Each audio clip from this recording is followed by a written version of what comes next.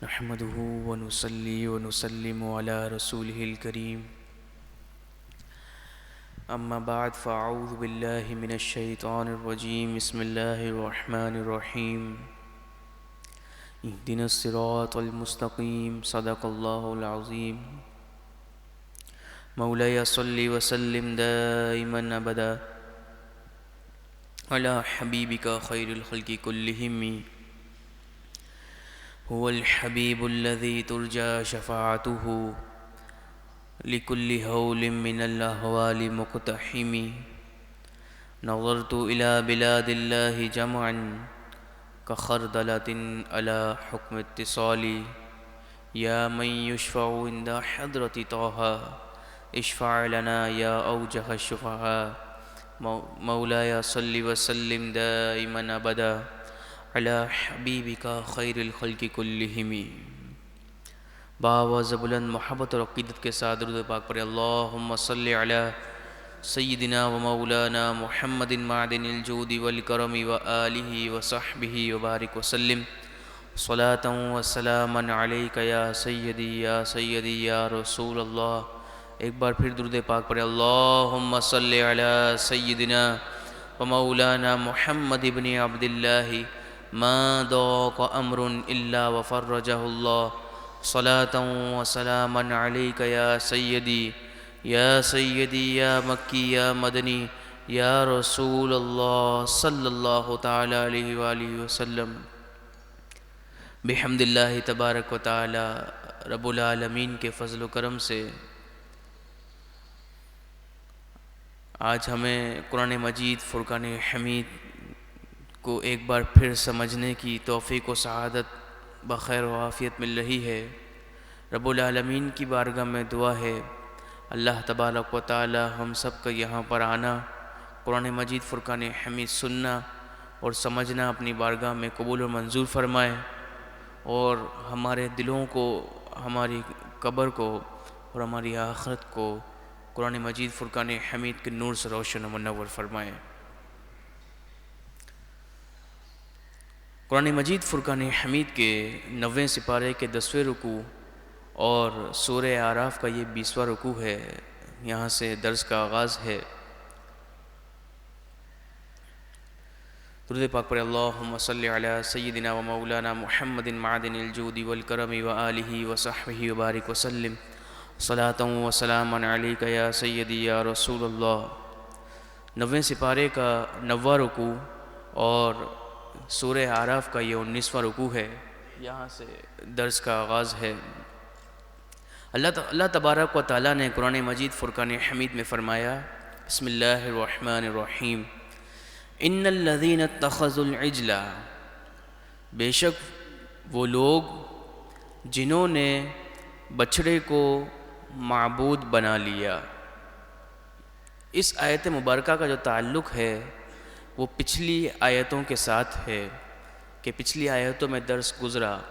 کہ جس طرح حضرت سیدنا موسیٰ علیہ السلام سے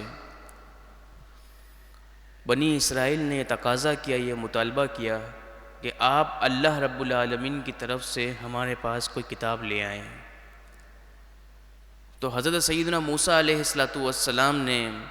قوم کے مطالبے پر اللہ رب العالمین کی بارگاہ میں عرض کی کہ مجھے ایک ایسی کتاب عطا فرما جو میری قوم کے لیے رہنمائی کرے، جو میری قوم کے لیے ہدایت کا سبب ہو۔ تو اللہ تبارک و تعالیٰ نے حضرت موسیٰ علیہ السلام کو حکم فرمایا، تو آپ 40 روز کے لیے اپنی قوم سے جدا ہو گئے اور پیچھے حضرت ہارون علیہ السلام کو مقرر فرمایا کہ آپ میرے پیچھے اس قوم کی ہدایت کا سبب ہیں، آپ ان کی رہنمائی فرمائیں۔ جب قوم نے دیکھا کہ حضرت سیدنا موسیٰ علیہ السلام وہ جا چکے ہیں اور سیدنا ہارون علیہ السلام مقرر ہیں، تو قوم وہ بچھڑے کی پوجا میں مبتلا ہو گئی، تو ان پر اللہ تبارک و تعالیٰ کا عذاب آیا۔ تو اس کا تفصیلی بیان پچھلے رکوع میں گزرا ہے۔ اس رکوع میں اللہ تبارک و تعالیٰ فرما رہا ہے کہ وہ لوگ جنہوں نے بچھڑے کو معبود بنا لیا، سَيَنَالُهُمْ غَضَبٌ مِّن رَّبِّهِمْ، عنقریب ان پر اللہ کا عذاب آئے گا، غضب آئے گا ان کے رب کی طرف سے۔ وَذِلَّةٌ فِي الْحَيَاةِ الدُّنْيَا، اور عذاب تو ان پر آخرت کا ہے ہی، لیکن کیا فرمایا؟ وَذِلَّةٌ فِي الْحَيَاةِ الدُّنْيَا، دنیا کی زندگی میں بھی ان کے لیے ذلت ہی ذلت ہے۔ یعنی یہ لوگ اللہ رب العالمین کو چھوڑ کر بچھڑے کی پوجا میں مبتلا ہو گئے، اب دنیا اور آخرت ان کی تباہ و برباد ہو گئی۔ وَكَذَلِكَ نَجْزِي الْمُفْتَرِينَ، اسی طرح ہم بدلہ دیتے ہیں بہتان باندھنے والوں کو، جھوٹ بولنے والوں کو۔ اب آگے اللہ تبارک و تعالیٰ ان لوگوں کے بارے میں فرما رہا ہے کہ جو بچڑے کی پوجا میں مبتلا تو ہوئے تھے، پھر حضرت موسیٰ علیہ السلام تشریف لائے اور آپ بے حد غضبناک ہوئے کہ قوم جو ہے میرے جانے کے بعد، مجھ سے پیچھے میرے جانے کے بعد وہ بچڑے کی پوجا میں کیسے مبتلا ہو گئی، آپ بہت غضبناک ہوئے۔ تو قوم کے کافی افراد وہ پھر سے ایمان لے آئے، توبہ کی انہوں نے اللہ رب العالمین کی بارگاہ میں۔ تو اللہ تبارک و تعالیٰ نے فرمایا وَالَّذِينَ عَمِلُوا السَّيِّئَاتِ، اور وہ لوگ جنہوں نے برے اعمال کیے، یعنی برے اعمال کرنے کے بعد ثُمَّ تَابُوا مِن بَعْدِهَا، پھر اللہ تبارک و تعالیٰ کی بارگاہ میں توبہ کی اس کے بعد، یعنی پہلے برے اعمال کیے، اس کے بعد اللہ تبارک و تعالیٰ کی بارگاہ میں توبہ کی، وَآمَنُوا، اور ایمان لے آئے، إِنَّ رَبَّكَ مِن بَعْدِهَا لَغَفُورٌ رَحِيمٌ، بے شک آپ کا رب اب اس توبہ کرنے کے بعد یہ گناہوں کو بخشنے والا اور بڑا مہربان ہے۔ یعنی رب العالمین کی رحمت تو ہر وقت بخشش کا بہانہ ڈھونڈ رہی ہے کہ کسی طرح لوگ جو ہیں وہ توبہ کر لیں۔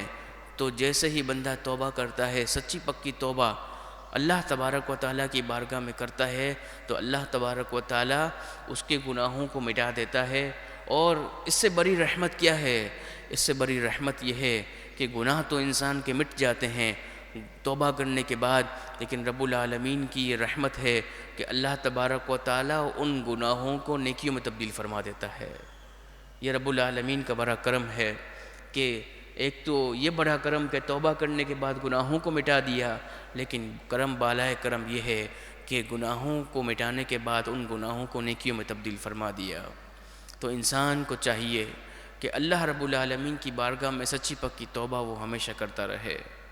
سچی پکی توبہ کرنے کا اصول کیا ہے کہ انسان جس وقت اللہ تبارک و تعالیٰ کی بارگاہ میں توبہ کر رہا ہے کہ میں اب کوئی گناہ نہیں کروں گا، تو اب اس کا پکا ارادہ اور پختہ عزم یہ ہو کہ اب آنے والی جتنی میری زندگی باقی ہے اس میں کوئی گناہ نہیں کروں گا، اور پکا اس کا عزم ہو، ارادہ ہو۔ بعد میں اگر گناہ ہو جائے پھر توبہ کر لے، لیکن توبہ کے وقت اس کا پکا عزم اور پکا ارادہ یہی ہو کہ میں اب گناہ نہیں کروں گا، تو اللہ تبارک و تعالیٰ اس کی توبہ کی برکت سے اس کے گناہوں کو معاف کر دیتا ہے۔ جیسا کہ حدیث پاک میں فرمایا قال رسول اللہ صلی اللہ علیہ وآلہ وسلم التائب من الذنب کمن لا ذنب لہ، کہ گناہوں سے توبہ کرنے والا ایسا ہے جیسا اس نے گناہ کبھی کیا ہی نہیں۔ یعنی اللہ تبارک و تعالیٰ اس کے نامہ اعمال سے گناہوں کو بالکل ختم کر دیتا ہے۔ تو ہمیں بھی چاہیے اللہ تبارک و تعالیٰ کی بارگاہ میں توبہ کریں اور رب کی بارگاہ کی طرف رجوع لے کر آ جائیں کہ اللہ رب العالمین کی رحمت بخشش کا بہانہ ڈھونڈ رہی ہے۔ وَلَمَّا سَكَتَ عَن مُوسَى الْغَضَبُ، تو جب حضرت موسیٰ علیہ السلام سے ان کا غصہ تھم گیا، یعنی آپ غصے ہو گئے تھے، غضبناک ہو گئے تھے کہ میرے جانے کے بعد قوم بچھڑے کی پوجا میں کیسے مبتلا ہوئی، تو آپ نے غضب کی حالت میں توریت کی جو تختیاں آپ کے ہاتھ میں تھیں وہ آپ نے زمین پہ رکھ دی تھیں، تو فرمایا اخذ الالواح، آپ نے ان تختیوں کو اٹھایا۔ اور ان تختیوں میں کیا تھا؟ یعنی جو حضرت موسیٰ علیہ السلام کوہ طور سے لائے تھے، فرمایا وفی نسختها هدى ورحمۃ للذین ہم لربہم یرہبون، اور اس تحریر میں، اس نسخے میں لوگوں کے لیے ہدایت تھی، لوگوں کے لیے رحمت تھی، ان لوگوں کے لیے تھی للذین ہم لربہم یرہبون، جو رب العالمین سے ڈرتے تھے، یعنی جن کے دل میں اللہ کا خوف تھا تو وہ لوگ تھے جو اس توریت سے وہ فائدہ اٹھاتے تھے، یعنی اس میں جو اللہ تبارک و تعالیٰ کی کتاب تھی توریت، اس سے وہ فائدہ اٹھاتے تھے اور اللہ تبارک و تعالیٰ سے ڈرتے تھے، وہی لوگ اس سے فائدہ اٹھاتے تھے۔ قرآن مجید فرقان حمید کے بارے میں فرمایا ھدی للمتقین، کہ یہ کتاب جو ہے یہ متقین کے لیے ہدایت ہے۔ تو مفسرین فرماتے ہیں کہ قرآن مجید فرقان حمید کی جو مثال ہے وہ ایک بارش کی طرح ہے، کہ اگر بارش یہ کسی کیچڑ والی جگہ پر اور کسی گندی جگہ پر جہاں پر کچرا رکھا ہوا ہو، اگر وہاں پر پڑتی ہے تو وہاں کی گند میں مزید اضافہ ہو جاتا ہے، لیکن اگر یہی بارش یہ اگر کھیتوں میں پڑتی ہے اور یہ چٹانوں پہاڑوں میں پڑتی ہے تو وہاں پر سبزہ اگاتا ہے اور کھیتی باڑی میں اضافہ ہو جاتا ہے۔ تو قرآن مجید فرقان حمید کی بھی یہی مثال ہے کہ اگر قرآن مجید فرقان حمید یہ بدعقیدہ سنتا ہے تو اس کا عقیدہ مزید خراب ہو جاتا ہے، وہ اس سے غلط استدلال کرتا ہے، غلط سمجھتا ہے، لیکن یہی قرآن مجید فرقان حمید کی آیتیں جب ایمان والا اور صحیح العقیدہ شخص سنتا ہے تو اس کا ایمان مزید تازہ ہو جاتا ہے، اس کا ایمان مزید منور ہو جاتا ہے۔ تو اسی طرح اللہ تبارک و تعالیٰ کی کتابوں کا اصول ہے کہ اس سے ہدایت، رہنمائی، روشنی وہی لوگ پاتے ہیں جو اللہ تبارک و تعالیٰ سے ڈرتے ہیں اور تقوی اور پرہیزگاری اختیار کرتے ہیں۔ وَاخْتَارَ مُوسَىٰ قَوْمَهُ 70 رَجُلًا لِمِيقَاتِنَا، پھر حضرت موسیٰ علیہ السلام نے اپنی قوم میں سے 70 افراد کو مقرر فرمایا، 70 افراد کو چنا ہماری میعاد کے لیے۔ یعنی اب جو قوم پوجا میں مبتلا ہو گئی تھی اور توبہ و تائب ہو گئی تھی، یعنی وہ اللہ تبارک و تعالیٰ کی بارگاہ میں رجوع لے آئی تھی، تو حضرت موسیٰ علیہ السلام نے معافی کے لیے 70 افراد کو ان قوم میں سے چنا کہ میں اپنے ساتھ لے کر جاؤں گا اور ہم سب مل کے اللہ تبارک و تعالیٰ کی بارگاہ میں پوری قوم کے لیے توبہ کریں گے۔ فَلَمَّا أَخَذَتْهُمُ الرَّجْفَةُ، تو جب ان پر اچانک زلزلہ آیا، یعنی اللہ تبارک و تعالیٰ کا غضب تھا کہ وہ بچڑے کی پوجا میں مبتلا ہوئے تھے، تو ان پر اچانک اللہ کا عذاب آیا۔ قَالَ رَبِّ لَوْ شِئْتَ أَهْلَكْتَهُمْ، تو حضرت موسیٰ علیہ السلام نے عرض کی، جب زلزلہ آ رہا تھا تو آپ نے فرمایا اے میرے رب، لو شئت، اگر تو چاہتا، اہلکتہم من قبل، تو اس سے پہلے یعنی زلزلے سے پہلے ہی قوم کو ہلاک کر دیتا، وَإِيَّاي، اور مجھے بھی موت دے دیتا۔ أَتُهْلِكُنَا بِمَا فَعَلَ السُّفَهَاءُ مِنَّا، کیا تو ہمیں ہلاک کرے گا اس چیز کے سبب جو کام ہمارے بد عقلوں نے کیا، یعنی ہم میں سے جو بیوقوف لوگ ہیں، بنی اسرائیل میں جو بیوقوف لوگ ہیں، انہوں نے بچڑے کی پوجا کی تو ان کی وجہ سے پوری قوم کو ہلاک و برباد نہ فرما۔ ان ہی الا فتنتک، بے شک یہ جو پوجا کرنا ان کی ہے یہ ان کے لیے آزمائش تھی، تدل بہا من تشاء، تو گمراہ کرتا ہے اس کے ذریعے جسے تو چاہتا ہے، وتہدی من تشاء، اور جسے تو چاہتا ہے ہدایت عطا فرماتا ہے۔ یعنی یہ رب العالمین کی مشیت پر موقوف ہے کہ رب العالمین کس سے ہدایت عطا کرتا ہے اور کس کو گمراہ کرتا ہے۔ انت ولینا، تو ہمارا مددگار ہے، فاغفر لنا، تو ہماری بخشش اور مغفرت فرما۔ حضرت موسیٰ علیہ السلام رب العالمین کی بارگاہ میں پوری قوم کی طرف سے توبہ فرما رہے ہیں کہ اللہ تو ہی ہمارا مددگار ہے، فاغفر لنا، تو ہماری بخشش اور مغفرت فرما، وارحمنا، اور تو ہم پر رحم فرما، وانت خیر الغافرین، بے شک تو سب سے زیادہ بخشنے والا ہے۔ یعنی رب العالمین کی رحمت جو ہے یہ تو بخشش کے بہانے ڈھونڈ رہی ہے، یہ تو بخشش و مغفرت فرمانے والی ہے۔ کوئی ہے ایسا شخص کہ جو رب العالمین کی بارگاہ میں سچی پکی توبہ کرنے والا ہو کہ اگر وہ زمین و آسمان کو بھی انسان گناہوں سے بھر دے، کوئی جگہ ایسی نہ رکھے جہاں اس نے گناہ نہ کیا ہو، پورے زمین و آسمان کو گناہوں سے بھر دے، لیکن رب العالمین کی بارگاہ میں ایک آنسو بہا دے اور رب العالمین کی بارگاہ میں توبہ کر لے تو اللہ رب العالمین اس کے تمام گناہوں کو معاف فرما دیتا ہے۔ وَاكْتُبْ لَنَا فِي هَذِهِ الدُّنْيَا حَسَنَةً، اور اے ہمارے رب تو ہمارے لیے اس دنیا میں بھلائی کو لکھ دے،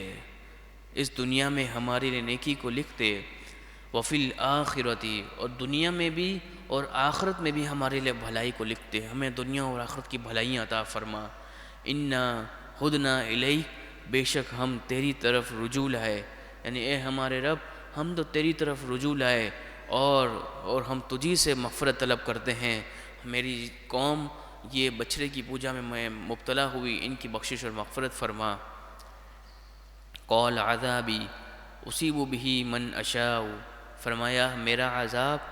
یہ اسی کو پہنچے گا جس کو میں چاہوں گا، ورحمتی وسعت کل شیء، اور میری رحمت اس نے ہر چیز کو گھیر رکھا ہے۔ کتنا مبارک نقطہ ہے، فرمایا میرا جو عذاب ہے وہ میں جسے چاہوں گا اس کو پہنچ جائے گا،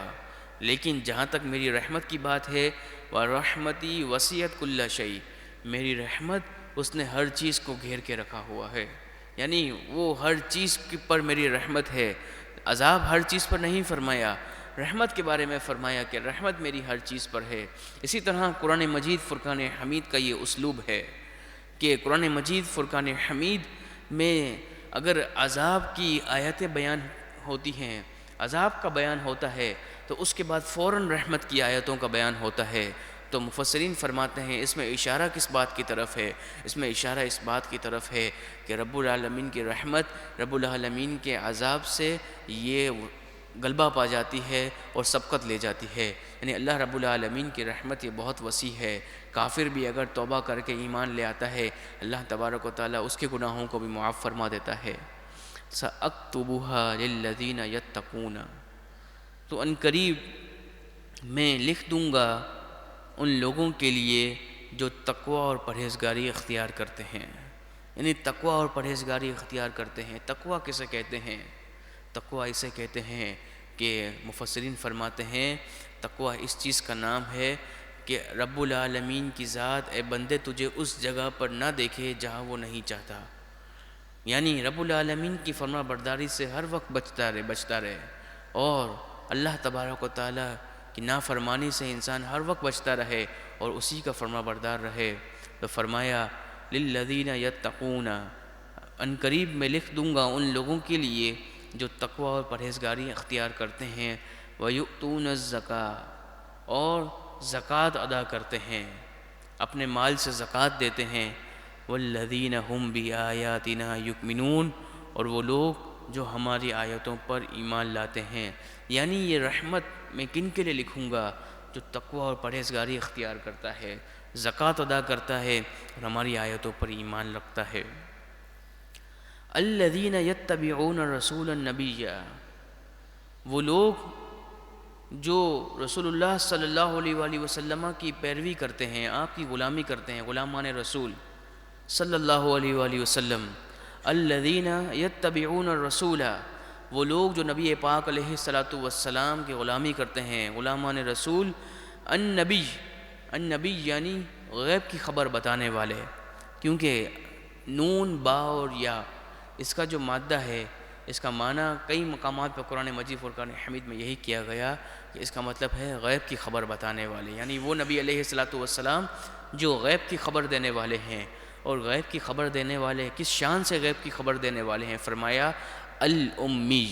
دنیا میں ان کا کوئی استاد نہیں ہے، یعنی کسی سے پڑھا بھی نہیں ہے دنیا میں، پھر بھی غیب کی خبر دے رہے ہیں۔ تو معلوم یہ ہوتا ہے کہ حضور علیہ الصلاۃ والسلام کا امی ہونا، یعنی دنیا میں آپ کا کوئی استاد نہیں ہے پھر بھی آپ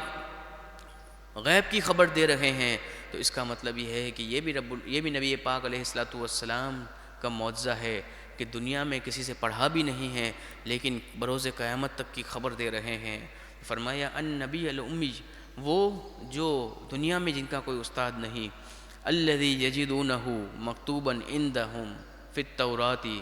یہ نبی علیہ الصلاۃ والسلام کی شان کیا ہے کہ ان کا ذکر وہ پاتے ہیں۔ کون؟ یہ بنی اسرائیل کے لوگ، یہود و نصارہ، یعنی یہ ان کا ذکر پاتے ہیں کس میں؟ فی التورات والانجیل، توریت اور انجیل میں، کہ توریت اور انجیل میں نبی پاک علیہ الصلوۃ والسلام کے اوصاف یہ کھول کھول کر بیان کیے گئے۔ تو اس وقت کے جو علماء تھے یہود و نصارہ کے، وہ لوگوں سے چھپاتے تھے کہ نبی پاک علیہ الصلوۃ والسلام کے اوصاف کا ذکر جو توریت اور انجیل میں تھا وہ لوگوں کے سامنے ذکر نہیں کرتے تھے، کیونکہ اگر وہ لوگوں کے سامنے ذکر کرتے تو لوگ ایمان لے آتے۔ اور نبی علیہ الصلوۃ والسلام کی شان کیا ہے؟ آپ کی تو شان یہ ہے یأمرہم بالمعروف، آپ حکم دیتے ہیں لوگوں کو نیکی کا، وینہاہم عن المنکر، اور ان کو برائی سے روکتے ہیں، یعنی لوگوں کو نیکی کا حکم دیتے ہیں اور برائی سے روکتے ہیں۔ اور آپ کی شان کیا ہے؟ اختیارات مصطفیٰ صلی اللہ علیہ وآلہ وسلم کیا ہے؟ قرآن مجید فرقان حمید فرماتا ہے وَيُحِلُّ لَهُمُ الطَّيِّبَاتِ، اور ان کے لیے پاکیزہ چیزوں کو حلال کرتے ہیں۔ یعنی نبی پاک علیہ الصلوۃ والسلام کو اللہ تبارک و تعالیٰ نے یہ مقام اور یہ مرتبہ عطا فرمایا کہ آپ شریعت مطہرہ میں چیزوں کو حلال اور حرام کرتے ہیں۔ اللہ تبارک و تعالیٰ نے آپ کو یہ اختیار عطا فرمایا۔ شریعت تو، دین تو اللہ تبارک و تعالیٰ کا ہے، وہ خالق اور مالک ہے، اسی کے بندے ہیں، لیکن اختیارات نبی پاک علیہ الصلوۃ والسلام کو عطا فرمائے کہ آپ کو اختیار ہے۔ قرآن مجید فرقان حمید میں فرمایا وَيُحِلُّ لَهُمُ الطَّيِّبَاتِ، ان کے لیے پاکیزہ چیزوں کو حلال کرتے ہیں، وَيُحَرِّمُ عَلَيْهِمُ الْخَبَائِثَ، اور ان پر جو بری چیزیں ہیں، جو گندی چیزیں ہیں وہ ان پر حرام کرتے ہیں، جیسے شراب ہے اور جوا ہے اور اس طرح کی چیزیں ہیں، ان پر دیگر جو جن کے احکامات حرام کے بارے میں وہ حرام کرتے ہیں۔ تو نبی پاک علیہ الصلوۃ والسلام کو اللہ تبارک و تعالیٰ نے بے حساب اختیارات عطا فرمائے۔ اور نبی پاک علیہ الصلوۃ والسلام کے بارے میں حدیث پاک میں بھی آیا کہ حضور علیہ الصلوۃ والسلام نے جب فرمایا کہ اے لوگوں تم پر حج فرض کیا گیا ہے، تو ایک صحابی اٹھے اور انہوں نے سوال کیا یا رسول اللہ صلی اللہ علیہ وسلم کیا ہر سال حج فرض ہے؟ تو نبی پاک علیہ الصلوۃ والسلام نے سکوت فرمایا، آپ خاموش رہے۔ پھر انہوں نے دوبارہ سوال کیا یا رسول اللہ صلی اللہ علیہ وسلم کیا حج ہر سال فرض ہے؟ تو آپ نے سکوت فرمایا۔ پھر جب اس نے تیسری مرتبہ سوال کیا، انہوں نے صحابی رسول نے تیسری مرتبہ سوال کیا، تو حضور علیہ الصلوۃ والسلام نے فرمایا کہ اگر میں کچھ کہہ دیتا، یعنی میں یہ کہہ دیتا کہ ہاں ہر سال حج فرض ہے، تو اے لوگوں تم مشقت میں پڑ جاتے، کہ پھر زندگی میں ایک بار نہیں بلکہ ہر سال حج فرض ہو جاتا۔ یعنی نبی پاک علیہ الصلوۃ والسلام کی زبان اقدس سے جو کلمات ادا ہو گئے، اللہ تبارک و تعالیٰ اس چیز کو لوگوں کے لیے حلال فرما دیتا ہے، اور جس کے بارے میں حرام کے بارے میں کلمات ادا ہو گئے اس چیز کو حرام فرما دیتا ہے۔ وَيَدَعُ عَنْهُمْ إِصْرَهُمْ وَيُحَرِّمُ عَلَيْهِمُ الْخَبَائِثَ، اور بری چیزوں کو، گندی چیزوں کو ان پر حرام کرتے ہیں۔ وَيَدَعُ عَنْهُمْ إِصْرَهُمْ، اور ان سے بوجھ کو اٹھاتے ہیں، والاغلال، اور گلے کے پھندوں کو اٹھاتے ہیں۔ یعنی پہلے نبی پاک علیہ الصلوۃ والسلام کی امت سے پہلے یہ حکم تھا کہ اگر کوئی شخص کسی کے کپڑے پر نجاست لگ گئی تو اب وہ اس کو پاک کرنے کا طریقہ یہ ہے کہ وہ اس کپڑے کے حصے کو کاٹ دے گا۔ پانی سے ہم جس طرح پاک کر لیتے ہیں اس طرح کپڑا پاک نہیں ہوگا، بلکہ اس کپڑے کے حصے کو کاٹنا پڑے گا۔ یہ پہلے کی شریعت میں حکم تھا، لیکن نبی پاک علیہ الصلوۃ والسلام کی شریعت میں یہ حکم ہوا کہ پانی کے ذریعے اگر نجاست کو دھو لیا جائے تو کپڑا پاک ہو جاتا ہے۔ اسی طرح پہلے کے زمانے میں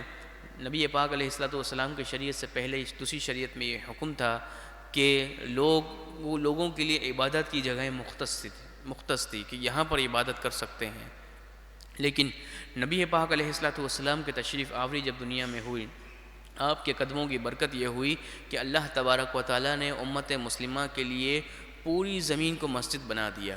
یعنی اب پوری دنیا میں جہاں کہیں نماز کا وقت ہو مسلمان وہیں پر نماز ادا کر سکتا ہے، اس کی نماز ہو جائے گی۔ تو ان سے بوجھ کو اٹھاتے ہیں نبی پاک علیہ الصلوۃ والسلام، اور گلے کے طوق کو التی کانت علیہم، جو ان پر تھے، فالذین آمنوا بہ، اب وہ لوگ جو نبی پاک علیہ الصلوۃ والسلام پر ایمان لائے، حضور علیہ الصلوۃ والسلام پر ایمان لانے کے بعد کیا کیا؟ وعزروہ، اور نبی پاک علیہ الصلوۃ والسلام کی تعظیم کی۔ پہلے ایمان لائے اور پھر ان کی تعظیم کی، وَنَصَرُوهُ پھر ان کے دین کی مدد کی، وَاتَّبَعُوا النُّورَ الَّذِي أُنزِلَ مَعَهُ اور اس نور کی پیروی کی، اس نور کے پیچھے چلے، اس نور کے ساتھ چلے جو ان پر نازل کیا گیا، اولئک هم المفلحون یہی وہ لوگ ہیں جو فلاح پانے والے ہیں۔ یعنی نبی پاک علیہ الصلاۃ والسلام پر ایمان لائے، ان کی دین کی مدد کی اور ان کی تعظیم کی تو یہی وہ لوگ ہیں، اور قرآن مجید فرقان حمید پر عمل کیا تو اب یہی وہ لوگ ہیں جو ہدایت یافتہ ہیں، یہی لوگ فلاح پانے والے ہیں۔ درود پاک پر اللہم صلی علی سیدنا و مولانا محمد معدن الجود والکرم وآلہ وصحبہ وبارک وسلم، صلاۃ و سلام علیک یا سیدی یا رسول اللہ صلی اللہ علیہ وآلہ وسلم۔ قل اے محبوبہ فرما دیجئے، یا ایہا الناس اے لوگو، انی رسول اللہ الیکم جمیعا بے شک میں تم سب کی طرف اللہ کا رسول بنا کر بھیجا گیا ہوں، یعنی پوری کائنات چرند پرند سب کے لیے نبی پاک علیہ الصلاۃ والسلام رسول بنا کر بھیجے گئے، جمیعاً سب کے لیے۔ الذی لہ ملک السماوات والارض یعنی اس ذات کی طرف سے میں تمہارے لیے رسول ہوں کہ جس کی بادشاہت آسمانوں و زمین میں ہے، یعنی رب العالمین ہی کی بادشاہت اور حضور علیہ الصلاۃ والسلام ہی کی ملکیت ہے آسمان و زمین میں۔ نبی پاک علیہ الصلاۃ والسلام کا جو رب ہے رب العالمین اسی کی ملکیت ہے آسمان و زمین میں، لا الہ الا ہو۔ اور نبی پاک علیہ الصلاۃ والسلام کے رب کی کیا شان ہے، اللہ تبارک و تعالیٰ کی فرمایا لا الہ الا ہو، اللہ کے سوا کوئی اور معبود نہیں، یحیی و یمیت وہی زندہ کرتا ہے اور وہی موت دیتا ہے۔ پھر یہاں تو فرمایا گیا کہ رب العالمین ہی زندہ کرتا ہے اور رب العالمین ہی موت دیتا ہے، اور پچھلے پاروں میں فرمایا گیا کہ حضرت عیسیٰ علیہ الصلاۃ والسلام وہ مٹی سے پرندوں کو بناتے تھے، اور جب ان میں پھونک مارتے تھے تو وہ پرندہ جو ہے وہ زندہ ہو جاتا تھا۔ تو آپ کا زندہ کرنا پھر کیا تھا؟ تو یہ آپ کا جو زندہ کرنے کا جو وصف تھا یہ ذاتی نہیں تھا بلکہ عطائی تھا، اللہ تبارک و تعالیٰ کی طرف سے آپ کو یہ تصرف عطا فرمایا گیا، لیکن ذاتی طور پر حقیقی طور پر زندہ اور مردہ کرنا یہ رب العالمین کی شان ہے۔ رب العالمین ہی زندہ کرتا ہے، رب العالمین ہی مارتا ہے۔ اور جو اللہ کے نیک بندے ہیں جیسے سیدنا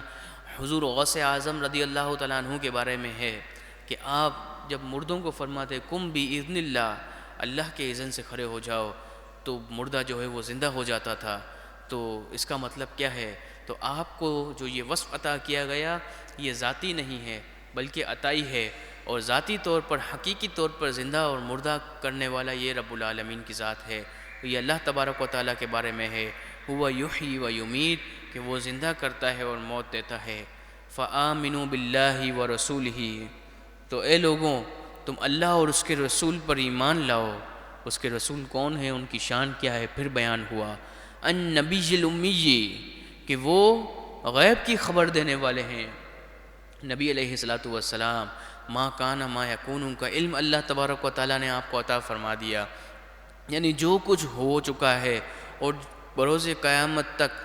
جو بھی ہوگا اللہ تبارک و تعالیٰ نے آپ کو تمام علم عطا فرمایا۔ الامی اور یہ سارا علم دنیا میں آپ کا کوئی استاد نہیں، یہ رب العالمین نے آپ کو عطا فرمایا۔ الذی یؤمن باللہ و کلماتہ وہ جو اللہ پر اور اس کے کلمات پر ایمان لاتے ہیں۔ واتبعوہ اور تم ان کی غلامی کرو، یعنی نبی پاک علیہ الصلاۃ والسلام کے غلام بن جاؤ، غلامان مصطفیٰ بن جاؤ، لعلکم تہتدون تاکہ تم ہدایت پا جاؤ۔ یعنی غلامی کر نبی پاک علیہ الصلاۃ والسلام کی غلامی کی برکت کیا ہوگی؟ اس کی برکت یہ ہوگی، قرآن مجید فرقان حمید نے فرمایا لعلکم تہتدون تاکہ تم ہدایت پا جاؤ۔ ومن قوم موسیٰ اور حضرت موسیٰ علیہ الصلاۃ والسلام کی قوم میں بعض لوگ ایسے تھے، امتن ایک گروہ ایسا تھا، یہدون بالحق جو حق کی رہنمائی کرتا تھا اور حق پر قائم تھا، وَبِهِ يَعْدِلُونَ، اور اسی سے وہ عدل و انصاف کیا کرتا تھا۔ وَقَطَّعْنَاهُمُ اثْنَتَيْ عَشَرَةَ أَسْبَاطًا أُمَمًا، اور ہم نے حضرت موسیٰ علیہ السلام کی قوم کو 12 گروہوں میں تقسیم کر دیا کہ حضرت موسیٰ علیہ السلام کی قوم نے جب آپ سے پانی طلب کیا تو آپ کے عصا مبارکہ جو تھا، اللہ تبارک و تعالیٰ نے آپ کو یہ حکم دیا کہ آپ اس عصا مبارکہ کو پتھر پر ماریے، تو اللہ تبارک و تعالیٰ نے اس سے 12 چشموں کو جاری فرما دیا، کیونکہ 12 گروہ تھے، 12 چشمے جاری ہو گئے اور لوگوں نے اس سے پانی نوش فرمایا۔ یہ تو حضرت موسیٰ علیہ السلام کے عصے کی برکت ہے اور آپ کے عصے کا معجزہ ہے کہ آپ نے اس عصے کو پتھر پر مارا تو اس پتھر سے پانی جاری ہو گیا۔ لیکن نبی پاک علیہ السلام کی شان کیا ہے؟ نبی پاک علیہ السلام کو اس سے بڑھ کر اللہ تبارک و تعالیٰ نے شان عطا فرمائی کہ اللہ تبارک و تعالیٰ نے آپ کی انگلیوں سے پانی کو جاری فرما دیا، اور صحابہ کرام علیہم رضوان اس پانی سے فیض یاب ہوئے۔ آج بھی علماء یہ فرماتے ہیں کہ آب زمزم سے بھی اگر کوئی دنیا میں افضل پانی ہے تو وہ افضل پانی وہ ہے جو نبی پاک علیہ السلام کی انگلیوں سے جاری ہوا اور صحابہ کرام علیہم رضوان نے اس سے فیض پایا۔ وَأَوْحَيْنَا إِلَىٰ مُوسَىٰ، اور ہم نے وحی کی حضرت موسیٰ علیہ السلام کی طرف، اِذِ اسْتَسْقَاهُ قَوْمُهُ، جب ان کی قوم نے ان سے پانی طلب کیا، یعنی حضرت موسیٰ علیہ السلام کی قوم نے آپ سے پانی طلب کیا کہ آپ ہمیں پانی لا کر دیں، تو ان اضرب بعصاک الحجر، اللہ تبارک و تعالیٰ نے حکم دیا کہ آپ اپنے عصا مبارکہ کو اس پتھر پر ماریے۔ تو آپ نے جب اس پتھر پر مارا، فَانبَجَسَتْ مِنْهُ اثْنَتَا عَشَرَةَ عَيْنًا، تو اس پتھر سے 12 پانی کے چشمے رواں دواں ہو گئے، اس پتھر سے پانی کے چشمے نکل آئے۔ قَدْ عَلِمَ كُلُّ أُنَاسٍ مَشْرَبَهُمْ، تو ہر ایک نے اپنے پینے کی جگہ کو معلوم کر لیا، ہر گروہ نے سمجھ لیا کہ ہمارے لیے یہاں سے پانی آ رہا ہے۔ وَظَلَّلْنَا عَلَيْهِمُ الْغَمَامَ، اب رب العالمین نے ان کو کتنی نعمتیں عطا فرمائی کہ جب انہوں نے پانی طلب کیا تو اللہ تبارک و تعالیٰ نے انہیں پانی عطا فرمایا۔ پھر جب دھوپ بہت تیز تھی، گرمی بہت تھی، تو رب العالمین نے بنی اسرائیل پر کیا کرم فرمایا؟ وَظَلَّلْنَا عَلَيْهِمُ الْغَمَامَ، ہم نے ان پر بادلوں کا سایہ بنا دیا، یعنی بادل ان پر جو ہے وہ سایہ کرتے تھے۔ گرمی کی عالم تھا، دھوپ بہت تیز تھی، اللہ تبارک و تعالیٰ نے انہیں پانی بھی عطا فرمایا اور دھوپ سے بچنے کے لیے ان کے اوپر بادلوں کا سایہ بھی کر دیا۔ وَأَنزَلْنَا عَلَيْهِمُ الْمَنَّ وَالسَّلْوَىٰ، اور پانی بھی عطا کیا، دھوپ سے بھی بچایا، اور کیا کیا؟ ان پر من و سلوہ آسمان سے نازل کیا، یعنی انہیں کمانے کی کوئی فکر نہیں تھی، آسمان سے ان کے لیے کھانا اترتا تھا، وہ اس کھانے کو کھاتے تھے۔ من و سلوہ، من کا مطلب مفسرین نے فرمایا وہ میٹھا کھانا تھا، اور سلوہ کا مطلب وہ نمکین کھانا تھا، دونوں قسم کے کھانے ان کے پاس آتے تھے۔ لیکن انہوں نے اس کے باوجود نعمت کی ناشکری کی اور حضرت موسیٰ علیہ السلام سے یہ کہتے رہے کہ ہمیں تو یہ کھانا نہیں کھانا، ہم تو یہ کھا کھا کر تھک گئے ہیں، ہمیں تو مسور اور پیاز پچھلے پاروں میں اس کا ذکر ہوا، ہمیں تو یہ چاہیے کہ رب العالمین زمین سے یہ اگا دے، ہم اس سے کھانا حاصل کریں گے۔ تو انہوں نے جب اس نعمت کی ناشکری کی تو اللہ تبارک و تعالیٰ نے آسمان کا یہ کھانا ان پر بند کر دیا۔ تو پتہ کیا چلا؟ اس آیت مبارکہ میں ہمارے لیے درس ہے کہ رب العالمین نے ہمیں بن مانگے بے شمار نعمتیں عطا فرمائی ہیں کہ اگر آپ ایک دن اپنی ان دونوں آنکھوں کو بند کر لیں، پٹی باندھ لیں، تو آپ کے لیے ایک دن نہیں 1 گھنٹہ گزارنا بھی مشکل ہو جائے گا کہ آنکھوں کے بغیر کیسے گزارا ہوگا۔ تو اللہ تبارک و تعالیٰ کی یہ تو صرف ایک نعمت آنکھ، اور بے شمار نعمتیں اللہ تبارک و تعالیٰ نے عطا فرمائی کہ قرآن مجید فرقان حمید نے فرمایا کہ اگر تم اللہ تبارک و تعالیٰ کی نعمتوں کو شمار کرنا چاہو تو اے لوگوں تم شمار نہیں کر سکتے۔ بے شمار نعمتیں اللہ تبارک و تعالیٰ نے لوگوں کو عطا فرمائی۔ تو اب ہمیں چاہیے کہ ہم رب العالمین کا شکر ادا کریں، اور سب سے بڑی نعمت کیا ہے؟ سب سے بڑی نعمت اللہ تبارک و تعالیٰ نے ہمیں یہ عطا فرمائی کہ ہمیں نبی پاک علیہ السلام کی امت میں پیدا فرمایا، حضور پر نور علیہ السلام کی امت میں پیدا فرمایا، ہمیں ایمان کی نعمت عطا فرمائی۔ تو اللہ تبارک و تعالیٰ کا اتنا کرم ہے کہ حضور علیہ الصلوۃ والسلام کے صدقے میں ہمیں بے شمار جب نعمتیں عطا فرمائی تو ہمیں چاہیے کہ ہم رب العالمین کا شکر ادا کریں۔ تو شکر ادا کرنے کا طریقہ کیا ہے؟ شکر ادا کرنے کا طریقہ یہ بھی ہے کہ ہم رب العالمین کی نافرمانی سے بچیں، اللہ تبارک و تعالیٰ کی نافرمانی نہ کریں، ہم اللہ تبارک و تعالیٰ کا ہر وقت شکر ادا کرتے رہیں۔ کہ قرآن مجید فرقان حمید میں یہ فرمایا گیا کہ جو اللہ تبارک و تعالیٰ کا شکر ادا کرتا ہے، نعمتوں کا شکر ادا کرتا ہے، اللہ تبارک و تعالیٰ اس کو پہلے سے بڑھ کر نعمتیں عطا فرماتا ہے۔ کہ حضرت امام محمد رحمۃ اللہ تعالیٰ علیہ کے بارے میں یہ مشہور ہے کہ آپ کو اللہ تبارک و تعالیٰ نے اتنا علم عطا فرمایا، اتنا علم عطا فرمایا، تو آپ سے پوچھا گیا کہ آپ کو اتنا علم کیسے عطا ہوا؟ تو آپ نے فرمایا کہ جب مجھے کوئی شرعی مسئلہ سمجھ آ جاتا تو میں اس پر کہتا الحمدللہ رب العالمین، اے اللہ تیرا شکر ہے۔ تو اللہ تبارک و تعالیٰ نے میرے علم میں شکر ادا کرنے کی برکت سے میرے علم میں اضافہ فرمایا اور مجھے بے شمار علم عطا فرمایا۔ کہ امام اعظم ابو حنیفہ رضی اللہ تعالیٰ عنہ کے دو بڑے شاگردوں میں آپ کا نام ہے، امام ابو یوسف اور امام محمد رحمۃ اللہ تعالیٰ علیہ۔ تو انسان جب شکر ادا کرتا ہے، اللہ تبارک و تعالیٰ کی ہر وقت شکر ادا کرتا رہتا ہے، تو اللہ تبارک و تعالیٰ اس کو پہلے سے بڑھ کر نعمتیں عطا فرماتا ہے۔ اور انسان اپنی زندگی میں یہ اصول بنا لے کہ مفسرین نے یہ اصول دیا کہ اگر انسان نعمتوں کو دیکھنا چاہے کہ رب العالمین کا مجھ پر کتنا کرم اور کتنا فضل ہے، تو وہ دنیاوی معاملے میں اپنے سے نچلے والے کو دیکھے۔ مثال کے طور پر اگر اس کے پاس 3 کمرے کا فلیٹ ہے تو اس شخص کو دیکھے جس کے پاس رہنے کے لیے مکان ہی نہیں ہے، جو روڈوں پر اپنی زندگی گزار رہا ہے، تو اللہ تبارک و تعالیٰ کا شکر ادا کرے کہ رب العالمین نے مجھے چھت تو عطا کی ہے کہ میں اس کے نیچے آرام سے رہتا ہوں۔ تو دنیاوی معاملے میں وہ اپنے سے نچلے والے کو دیکھے کہ اگر میں کاروبار کرتا ہوں، میں نوکری کرتا ہوں، میں اتنے کما لیتا ہوں، تو میرے سے نچلے طبقے کے بھی تو لوگ ہیں جو اس سے بھی کم میں گزارا کر رہے ہیں۔ تو رب العالمین کا مجھ پر کتنا کرم ہے، کتنا فضل ہے کہ رب العالمین مجھے عطا فرما رہا ہے۔ اور جب دینی معاملہ آ جائے تو دینی معاملے میں اپنے سے اوپر والے کو دیکھے کہ انسان یہ سمجھے کہ یہ دیکھے کہ میں تو نماز فجر الحمدللہ مسجد میں ادا کرتا ہوں، لیکن یہ فلاں شخص ہے ماشاءاللہ، یہ تو تہجد گزار ہے، تہجد کی نماز بھی ادا کرتا ہے، تو میں بھی کوشش کروں کہ نماز تہجد بھی ادا کروں۔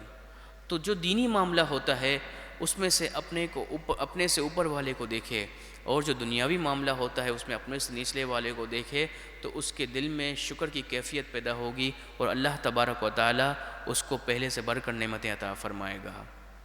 تو ناشکری جو ہے یہ زوال نعمت کا سبب ہے۔ کلوا من طیبات ما رزقناکم، اے لوگوں تم کھاؤ ان پاکیزہ چیزوں میں سے جو ہم نے تمہیں رزق عطا کیا۔ وما ظلمونا، اور انہوں نے ہم پر ظلم نہیں کیا، ولیکن کانوا انفسہم یظلمون، لیکن وہ تو اپنی جانوں پر ہی ظلم کر رہے ہیں۔ یعنی ہم نے تو ان پر کوئی ظلم نہیں کیا، لیکن یعنی ایمان نہ لا کر وہ تو اپنی جانوں پر ہی ظلم کر رہے ہیں۔ ہم تو اللہ تبارک و تعالیٰ تو غنی ہے، یعنی اسے تو پرواہ نہیں ہے، ہمیں اس کے دین کی ضرورت ہے، تو اگر لوگ ایمان نہیں لاتے تو یہ تو اپنی جانوں پر ظلم کر رہے ہیں۔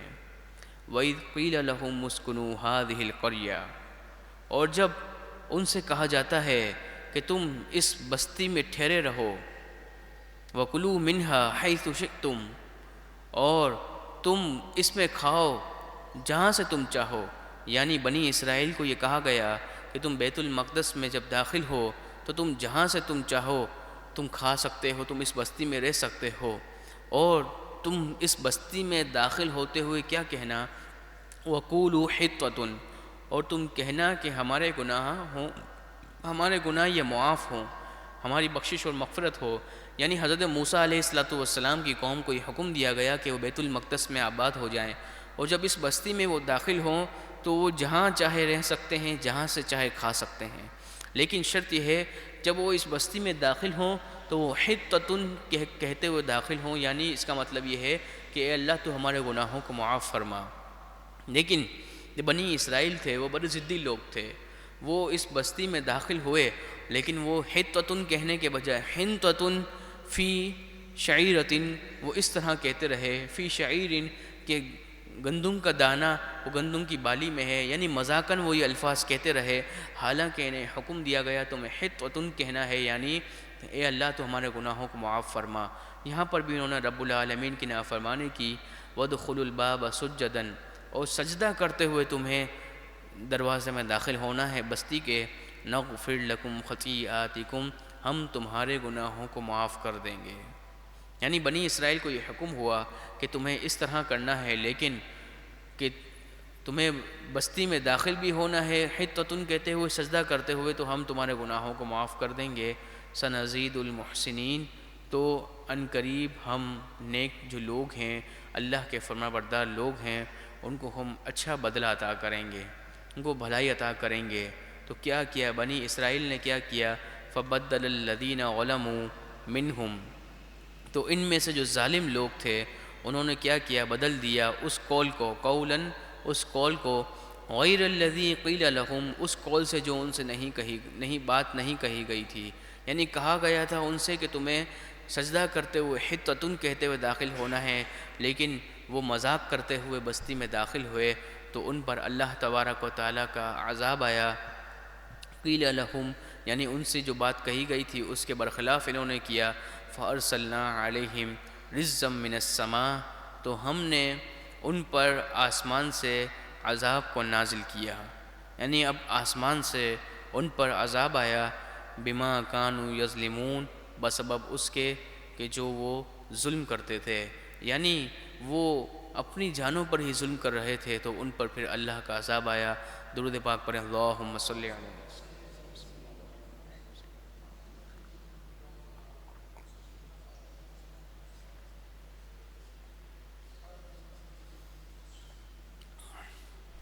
اللہم صلی علی سیدنا و مولانا محمد معدن الجود والکرم و آلہ و صحبہ وبارک وسلم، صلاۃ و سلاما علیک یا سیدی یا رسول اللہ۔ اللہم صلی علی سیدنا و مولانا محمد بن عبد اللہ، ما ضاق امر الا وفرجہ اللہ، صلاۃ و سلاما علیک یا سیدی یا رسول اللہ صلی اللہ علیہ وآلہ وسلم۔ وَاسْأَلْهُمْ عَنِ الْقَرْيَةِ الَّتِي كَانَتْ حَاضِرَةَ الْبَحْرِ، اور اے محبوب صلی اللہ علیہ وآلہ وسلم ان یہودیوں سے سوال کیجئے اس بستی کے بارے میں، یعنی سوال کیجئے یعنی انہیں جھاڑیے، انہیں جھنجھوڑیے اس بستی کے بارے میں پوچھ کر جو دریا کے کنارے پر آباد تھی۔ یہ بستی کس مقام پر تھی؟ تو حضرت عبداللہ ابن عباس رضی اللہ تعالیٰ عنہ فرماتے ہیں کہ یہ مدینہ شریف اور مصر کے درمیان ایک بستی تھی، یہ دریا کے کنارے لوگ آباد تھے، اور انہیں یہ حکم دیا گیا تھا کہ تم ہفتے کے دن مچھلی کا شکار نہیں کرو گے۔ اذ یعدون فی السبت، جب وہ ہفتے کے بارے میں حد سے بڑھے، یعنی ہفتے کے دن انہیں مچھلی کا شکار کرنے سے منع کیا گیا، تو وہ ہفتے کے دن انہوں نے پھر کیا کیا؟ وہ ایک حیلہ نکالا کہ سمندر سے، دریا سے چھوٹی چھوٹی جو ہے وہ نہریں، وہ سوراخ وہ کر دیے کہ مچھلی اس میں آ کر پھنس جائے۔ تو انہوں نے اس طرح کا حیلہ نکالا، حالانکہ یہ بھی شکار کرنا ہی ہے کہ مچھلی جو ہے اس میں آ کر پھنس جائے تو مچھلی بعد میں وہ اس کو حاصل کر لیتے، تو یہ بھی مچھلی کا شکار کرنا ہی ہے، لیکن وہ ہفتے کے دن کے بارے میں یعنی وہ حد سے بڑھے، اللہ تبارک و تعالیٰ کے حکم کی نافرمانی کی۔ اذ تأتیہم حیتانہم، جب ہفتے کے دن مچھلیاں یوم سبتہم شرعاً، ان کے سامنے مچھلیاں بہت ساری تیرتی، یعنی یہ اللہ تبارک و تعالیٰ کی طرف سے ان پر یہ آزمائش تھی کہ یہ وہ لوگ تھے کہ انہیں ہفتے کے دن مچھلی کے شکار سے منع کیا گیا، اور آزمائش کیا تھی؟ آزمائش یہ تھی کہ ہفتے کے دن ہی مچھلیاں بہت زیادہ وہ پانی میں نظر آتی،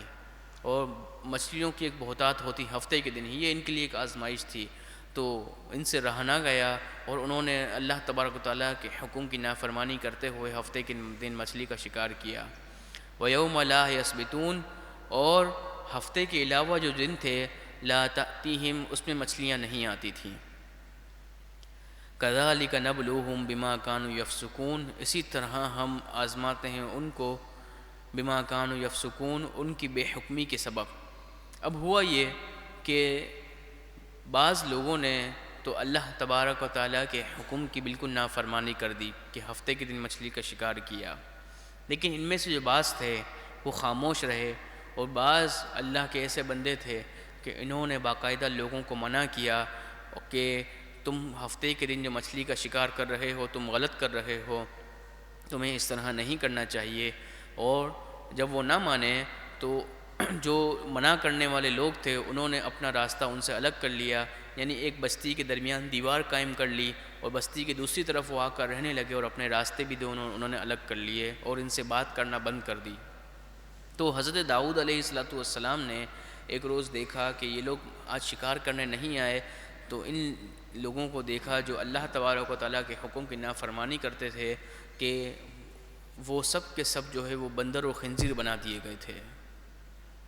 اللہ تبارک و تعالیٰ نے ان سب کو ہلاک اور برباد کر دیا۔ پھر وہ بندر و خنزیر بن کے اپنے رشتہ داروں کے گھروں پر آئے،